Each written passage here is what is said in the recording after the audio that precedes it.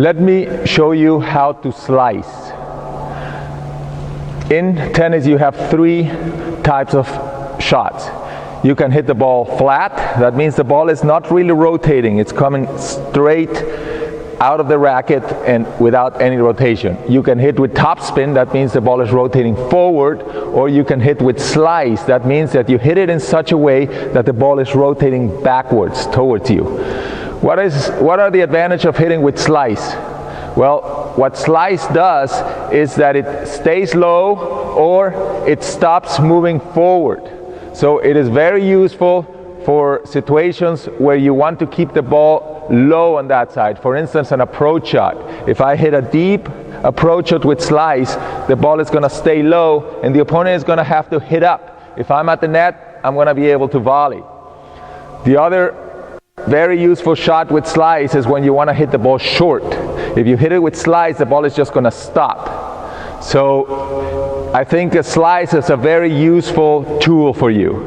Let me explain how it works. In order to hit with slice, you really have to hit a little bit on the bottom part of the ball. If this is a ball, half of the ball here, you want to hit on the bottom part of the ball. And you want to hit with the open racket head.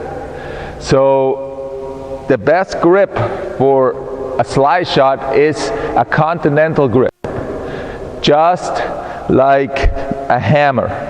Okay, that's your Continental grip. You can use it for a backhand or you can use it for a forehand.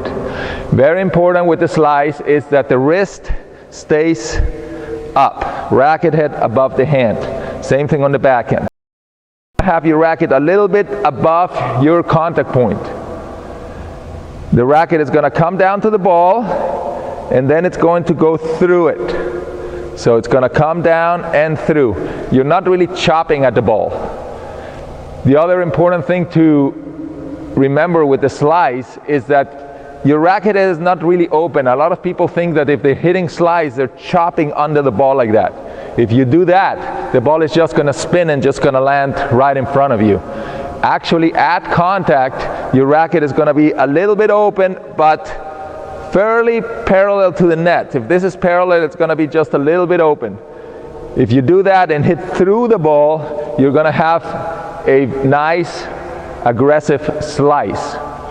If you want to hit the ball shorter, then you're going to have to open the racket a little bit more, hit a little bit softer at the ball.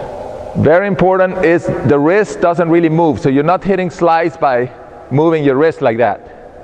Okay, your wrist stays fairly stable. You want the wrist stable, you want to have the racket, if you're hitting a backhand, the racket is going to start open in the back. It's going to come forward, your wrist is going to stay firm, you're going to get to contact, and the racket is going to close a little bit. If it started like that, it's going to close a little bit, you're going to hit the ball, and then you're going to open up.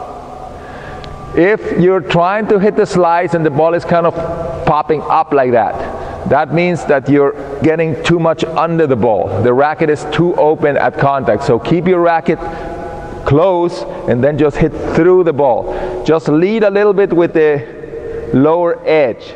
That is going to help you. So racket above the hand, firm wrist, start above the ball and then go to the ball, slightly down, racket is slightly open at contact, and then hit through it. That is important. You want the ball to go fairly fast and through. You don't want it spinny and high. You want to make sure it's a solid shot. Don't use your wrist to slice it, and don't chop down in the ball. That is the slice for you.